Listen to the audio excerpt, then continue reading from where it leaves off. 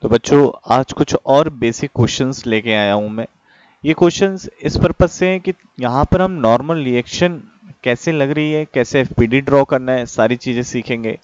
Basic question से अपने concept को स्ट्रॉन्ग करेंगे।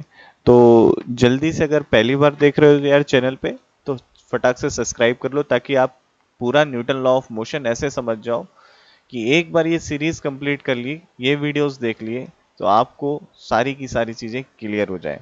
चलो क्वेश्चन पढ़ते हैं। A force F acts on a block at an angle theta kept on a smooth horizontal surface। यहां से क्या समझना चाहिए? यहां से बच्चों समझना चाहिए कि फ्रिक्शन नहीं है। क्या नहीं है? फ्रिक्शन जीरो है। ये पॉइंट यहां से समझ में आता है। Assume that the block does not leave the surface. यहां से क्या समझनी है? अगर ब्लॉक ने सरफेस नहीं छोड़ी तो कांटेक्ट नहीं छूटा, कांटेक्ट नहीं छूटा तो नॉर्मल रिएक्शन जीरो नहीं हुई है। अब अब क्या बात है, आगे देखते हैं कि पूछ रहा है कि एक्सेलेरेशन ब्लॉक का क्या होगा। तो पहले डिटेल्ड एनालिसिस, फिर शॉर्टकट ट्रिक। आपका ब्लॉक मैंने इस तरीके से दिखाया। यहां पर बच्चों एफ फोर्स लगा, ये F force at an angle theta लगा, ये एंगल थीटा पे लगा। इस एफ का कंपोनेंट आया यहां पर एफ कॉस थीटा, और यहां पर कंपोनेंट आया एफ साइन थीटा। अब ये ब्लॉक धरती माता में घुसने की कोशिश करेगा तो धरती माता इसके ऊपर एक फोर्स लगा देंगी जिसे हम कहते हैं नॉर्मल रिएक्शन या कांटेक्ट फोर्स हो गया। और धरती माता जो ग्रेविटी का इफेक्ट देती है उसकी वजह से mg फोर्स इधर आया। अब हम देखें तो ये कह रहा है कि कांटेक्ट लीव नहीं करा, तो इसका मतलब ये कंस्ट्रेंड है, ये बाधित है इसी एक्स डायरेक्शन में चलने के लिए। तो एक्सेलेरेशन इन दी वाई डायरेक्शन जीरो रहा। तो ऊपर के फोर्सेस को पॉजिटिव ले ले तो n plus F sine theta is equal to हो गया आपका mg। और F cos theta unbalanced force है, तो एफ कॉस थीटा या एक ये नेट फोर्स है जो अनबैलेंस्ड है, लिख सकते हैं न्यूटन के सेकंड लॉ से, is equal to capital M A. तो मुझे एक्सेलरेशन देखना है तो एक्सेलरेशन ऑफ द ब्लॉक हो जाता है F cos theta divided by M. Simple. तो ऑप्शन कौन सा करेक्ट है? ऑप्शन ए करेक्ट हो जाता है बच्चों। अब देखिए आपको इस टाइप की प्रॉब्लम में इतना सोचने की जरूरत नहीं है। मैं होता तो मैं सोचता भाई देखो नॉर्मल रिएक्शन जीरो नहीं, इसका मतलब ये बात है कांटेक्ट छूटा नहीं, कांटेक्ट छूटा नहीं तो ऊपर मूव किया नहीं, यानी कि acceleration in Y direction zero हो जाता है। ये मैं पहले से ही समझ गया। तो केवल इस फोर्स का हॉरिजॉन्टल कंपोनेंट होगा मोशन कराने के लिए, तो ये हो जाएगा एफ कॉस थीटा। तो net force due to which acceleration is वो हो गया F cos theta total mass in motion that is M is equal to acceleration. कहानी खत्म, सिंपल क्वेश्चन। तो बच्चों आइए नेक्स्ट प्रॉब्लम देखते हैं। अब जल्दी से सोच के बताइए, the previous question let N be the normal reaction acting on the block will leave the surface. क्या कंडीशन होगी कि ब्लॉक सरफेस को लीव कर दे? तो जल्दी से मुझे बताओ बच्चों की क्या कंडीशन होगी जिसकी वजह से ब्लॉक सरफेस को लीव कर दे। वीडियो पॉज करो, अपना सोल्यूशन खुद देखो और बताओ।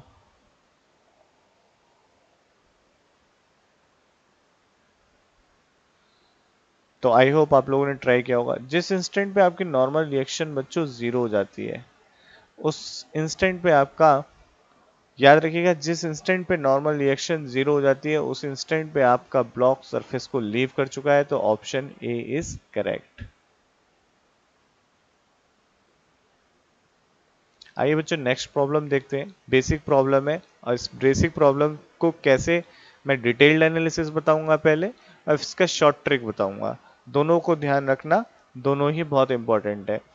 चीटिंग नहीं करना, खुद से ट्राई करो पहले, वरना कंसेप्ट कभी नहीं सीख पाओगे जिंदगी में। तो चीटिंग नहीं करना है।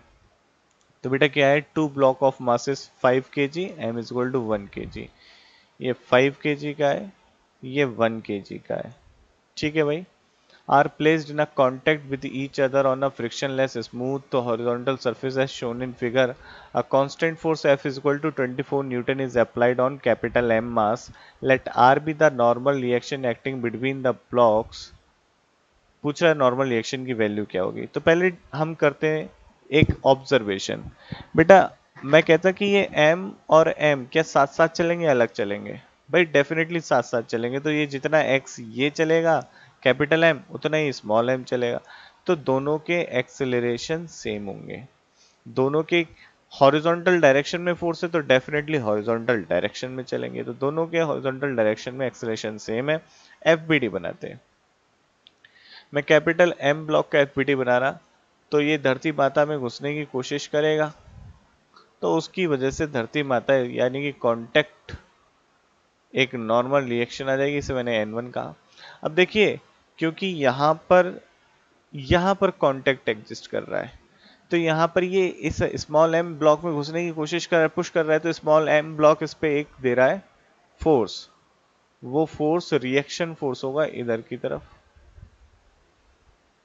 इधर की तरफ इसके ऊपर एक्सटर्नल फोर्स F और लग रहा है, और इधर की तरफ इसका एक्सेलरेशन A है।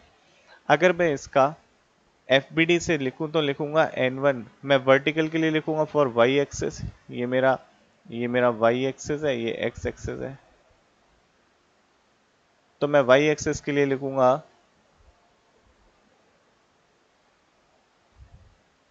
N1 is equal to mg। मैं x एक्सिस के लिए लिखूंगा एक्सेलरेशन की डायरेक्शन का फोर्स पॉजिटिव, बाकी negative force and mass into acceleration capital M।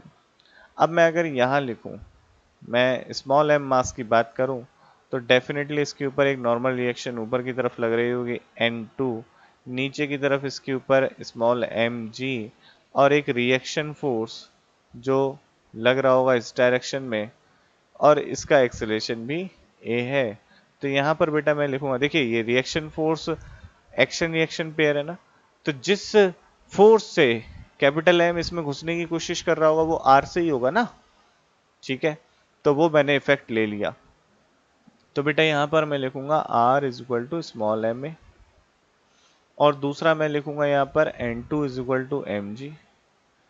अब मैं इस रिएक्शन फोर्स की यहाँ पे ये वाली इक्वेशन ले लो, ये वाली इक्वेशन ले लो, तो मैं यहाँ से लिखूंगा F माइनस का small M A capital M A, F is equal to M A plus capital M A, and A is equal to F divided by capital M plus small m, and that is the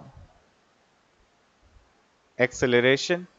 अब acceleration मिल गया तो reaction force निकाल सकते, तो reaction force हो गया आपका m, और एक्सेलरेशन की वैल्यू रख the small f capital M plus m।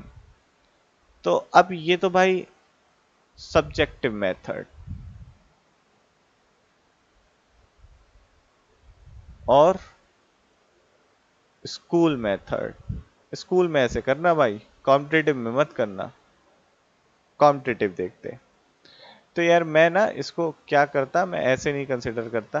ये देखो आपका स्मॉल m कैपिटल M ऐसे, ये कैपिटल M है, स्मॉल m है, यहाँ पर F फोर्स है, मैं इसको मान लेता सिस्टम, और सिस्टम में इसका एक्सेलरेशन भी A, इसका भी एक्सेलरेशन A।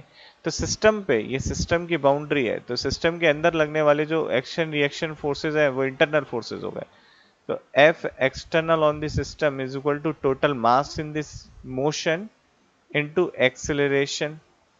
अब आपका मास इतना एक्सटर्नल फोर्स F है, और capital M by small m आपका आ जाएगा, इसकी वजह से एक्सेलरेशन आ गया। अब मैं कह रहा कि भाई रिएक्शन फोर्स, अगर मैं स्मॉल m की बात करूं, तो ये रिएक्शन फोर्स है रिस्पॉन्सिबल इस स्मॉल m को a एक्सेलरेशन देने के लिए, तो यहाँ से लिख सकता हूँ R is equal to m A, तो R m F small m capital M, तो ये आपका रिएक्शन फोर्स आ गया। अब स्मॉल m की वैल्यू कितनी दे रखी है चेक कर लेते हैं। यहाँ पर स्मॉल m है 1 kg, कैपिटल M है 5 kg, तो small m 1 kg, capital M 5 kg, तो ये 6 हो गया। और F की वैल्यू कितनी है, F is equal to 24 newton है, तो यहाँ पर 24 न्यूटन लगा दिया, तो कितना हो गया रिएक्शन फोर्स, 4 न्यूटन का हो गया। तो अपने पास 4 न्यूटन का रिएक्शन फोर्स आ गया है, ठीक है। तो ये 4 न्यूटन का देखते हैं ऑप्शन कौन सा सही है, तो ऑप्शन बी हो जाता है सही। तो बच्चों नेक्स्ट प्रॉब्लम देखते हैं।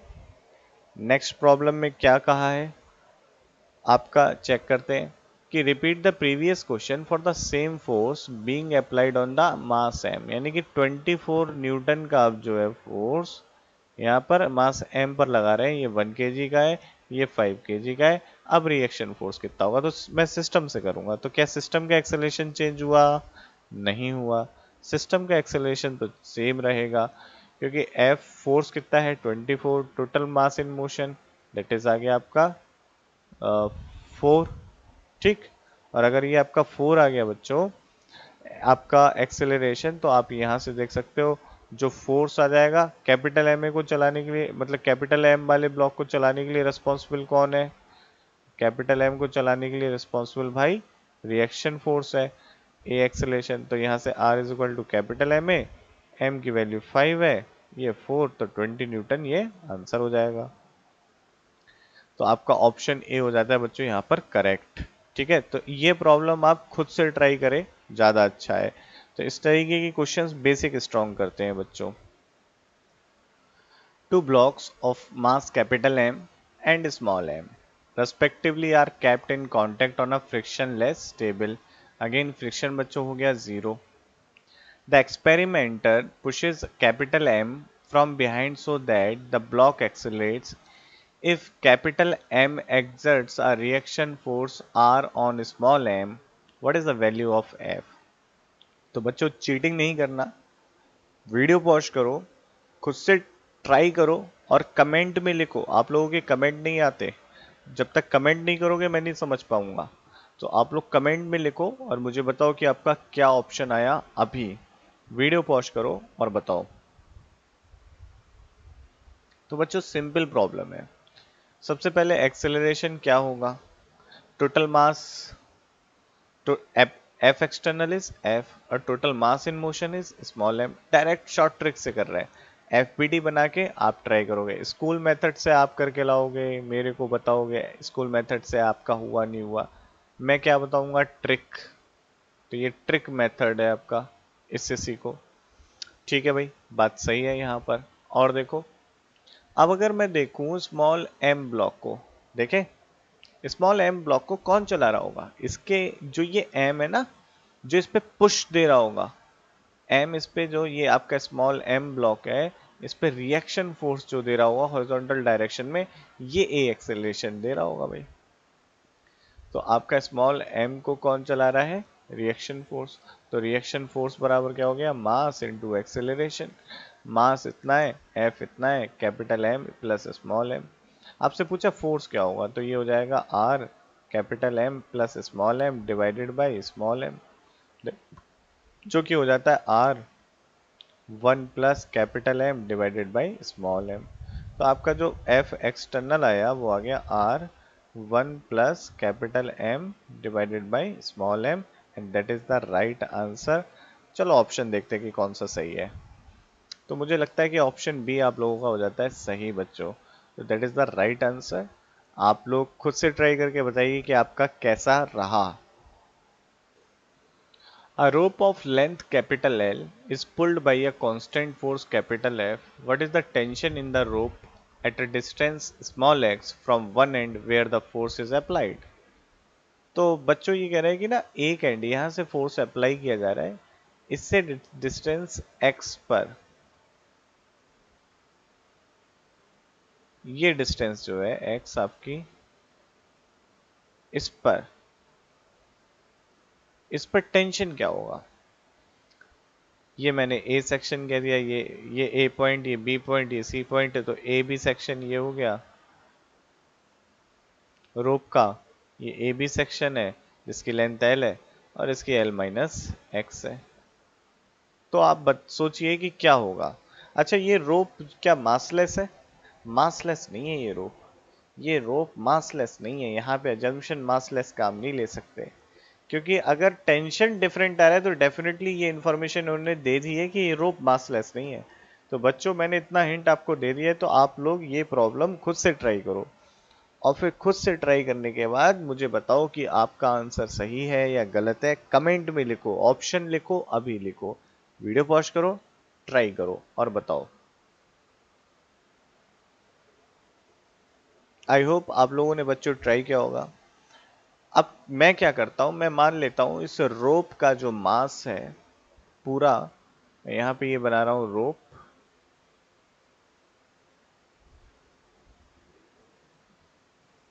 ये रही आपकी रोप। इसका मैं टोटल मास मान ले रहा हूँ, ये टोटल लेंथ L है और मास मान ले रहा हूँ कैपिटल M है। इधर फोर्स लग रहा है F, और इधर से हमें क्या करना है, एक सेक्शन लेना है जिसकी लेंथ x है और ये total length L minus x है। तो अब इसका अगर मैं कह रहा कि मास पर यूनिट लेंथ लैम्डा ले लिया मैंने, तो मास पर यूनिट लेंथ लैम्डा है, दैट इज m/l। ये सेक्शन A है, ये सेक्शन मतलब ये पॉइंट A है, ये B, ये आपका C। तो अगर मैं बात करूं कि टोटल रोप का एक्सेलरेशन क्या होगा, तो एक्सेलरेशन ऑफ रोप क्या होगा, नेट फोर्स F लग रहा है और टोटल मास कैपिटल M है, तो ये एक्सेलरेशन ऑफ द रोप हो गया।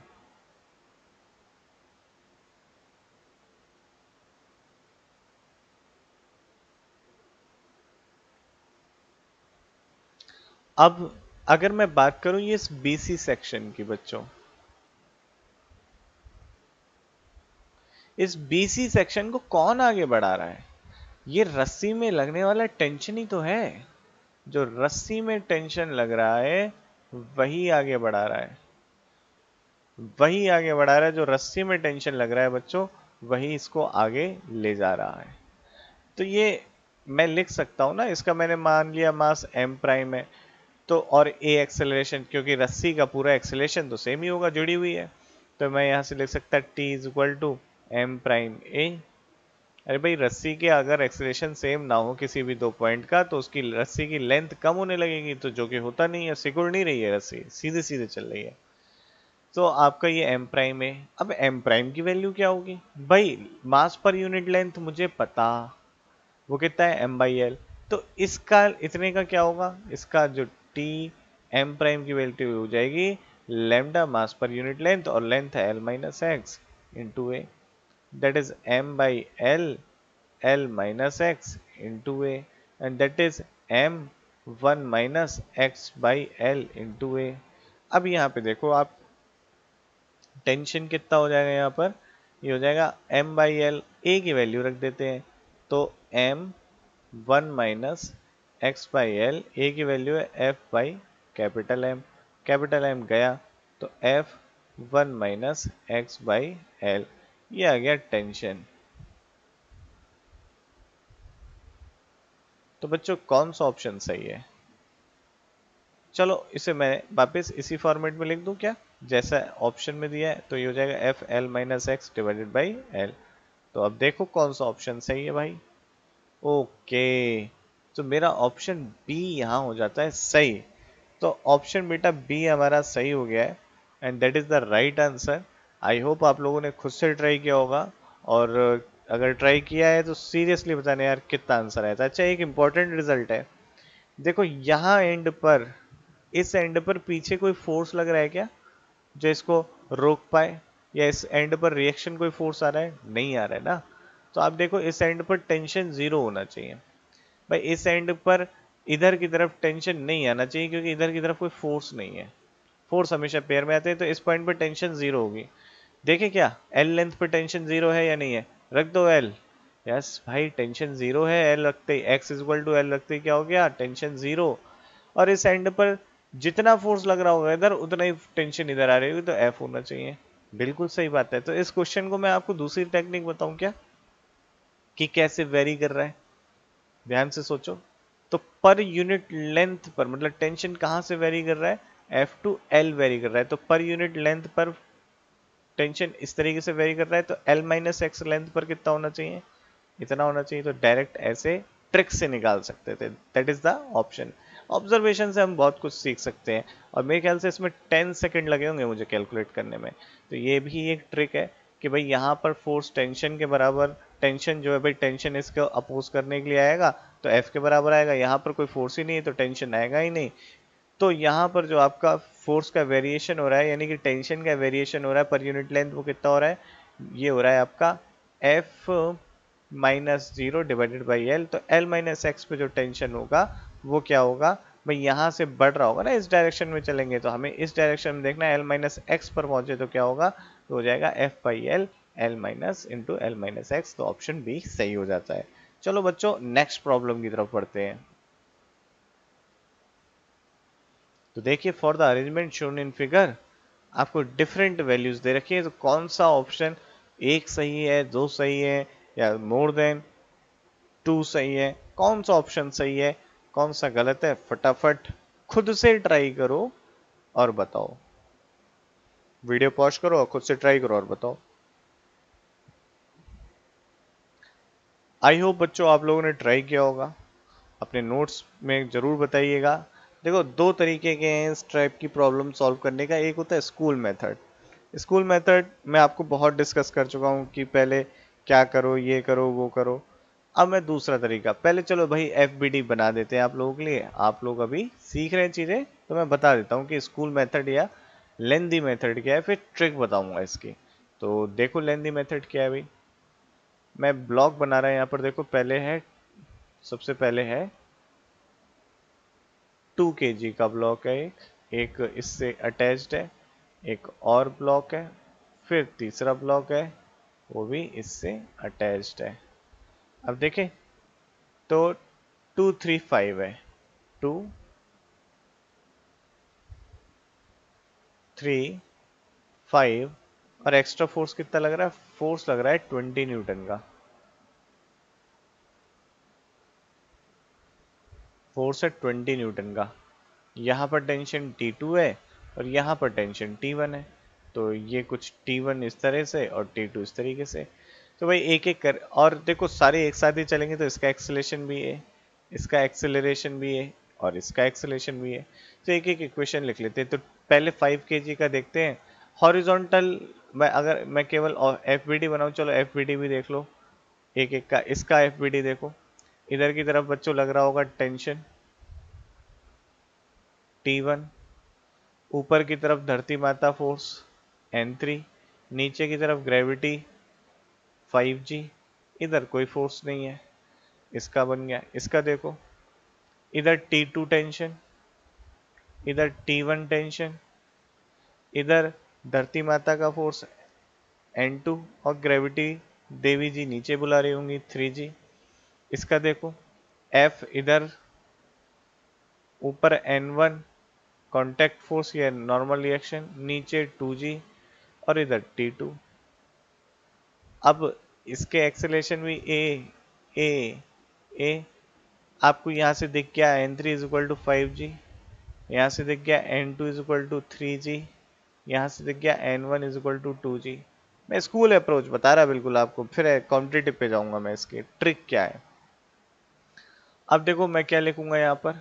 मैं लिखूंगा पहली equation T1 is equal to 5, mass of the body that is 5 into a. फिर मैं लिखूंगा भाई T2 minus T1 is equal to 3 into a. फिर मैं लिखूंगा F minus T1 is equal to F minus T2 is equal to 2 into a. मैं फिर तीनों का सम करूंगा, तो देखो इन तीनों इक्वेशन 1 2 और 3, तीनों को अगर बच्चों में ऐड कर दूं तो देखो T1 T2 तो हो जाएगा कैंसिल। बच्चों T1 T2 हो गया कैंसिल, तीनों को ऐड करने पे क्या मिल रहा है, ये गया इससे, ये गया इससे, तो आपका आ गया F इज इक्वल टू 10 है। तो आपका एक्सेलरेशन कितना आ गया, F/10, और F आपका कितना है 20 न्यूटन का, तो ये आ गया 2 मीटर पर सेकेंड स्क्वायर। अब आपको T1 निकालना है, तो T1 is equal to 5 into a है, तो T1 आपका 10 न्यूटन हो गया। अब आपको T2 निकालना है, तो T2 माइनस T1, 3 इंटू ए कितना है 2, दैट इज 6। T2, T1 कितना है, T1 कितना निकाला 10, तो 10 16, 16 न्यूटन आ गया। अब अगर बात करें T2 और T1, हमें दोनों पता है, एक्सेलरेशन भी पता है, तो ये तो था लॉन्ग कट मेथड। हमें लॉन्ग कट कहाँ बना, एक्सेलरेशन निकालने में बना। अब अगर हम वापस देखें तो एक्सेलरेशन, भाई सबसे पहले ऑप्शन देख लेते हैं, तो ए सिस्टम बिल्कुल ठीक है।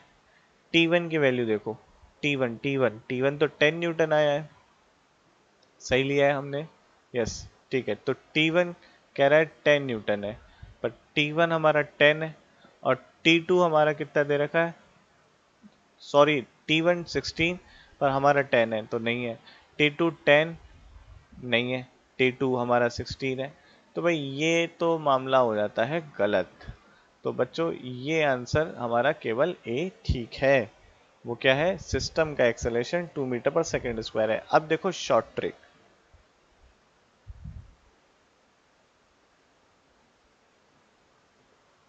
तो क्या है शॉर्ट ट्रिक, ध्यान से समझना। तो पहले भाई मैंने देखा सिस्टम का एक्सेलरेशन क्या होगा। सिस्टम का एक्सेलरेशन हो गया total mass in motion, that is 3 to 5 10 into acceleration. तो एक्सेलरेशन आपका आ गया 20 डिवाइडेड बाई 10, 2 मीटर पर सेकेंड स्क्वायर। भाई अब देखो T2 निकालना है, तो T2 को चलाने के लिए अगर मैं ये सिस्टम मान लूँ पूरा, तो इसके अंदर सारे फोर्सेस इंटरनल हो जाएंगे। तो ये पूरा 3 and 5 kg के ब्लॉक को चलाने के लिए T2 रिस्पॉन्सिबल होगा। तो T2 बराबर आ जाएगा total mass in motion 8 into A, that is 8 की वैल्यू आपने 80 रखनी है और ए की वैल्यू आपको 2 रख देनी है। तो T2 आ गया 16 न्यूटन। और अगर मैं T1 की बात करूं बेटा, तो T1 5 kg को चला रहा है। तो T1 is equal to 5 into A, that is 5 into 2, that is 10 newton. तो हमारा T1 10 न्यूटन है। तो अपना ऑप्शन केवल ए हो जाता है सही। तो बच्चों इसको नोट करो और ट्रिक को समझो, किस तरीके से ट्रिक से करते हैं, ये आपका टाइम सेविंग बनेंगी। अब नेक्स्ट क्वेश्चन देखते हैं। नेक्स्ट क्वेश्चन आप लोग बच्चों जल्दी से खुद से ट्राई करना। देखो चीटिंग नहीं करना और ट्राई करो और मुझे बताओ कि क्या आपका ऑप्शन आया कमेंट में लिख के। और लाइक भी करो, इसी समय लाइक करो वीडियो को। अगर देख रहे हो तो लाइक करो, जाओ चैनल पे जाओ और लाइक करो जल्दी से, क्योंकि फिर आप लोग भूल जाओगे। और बच्चों देखो क्या है question, a small block A is placed on the another block of mass 10 kg.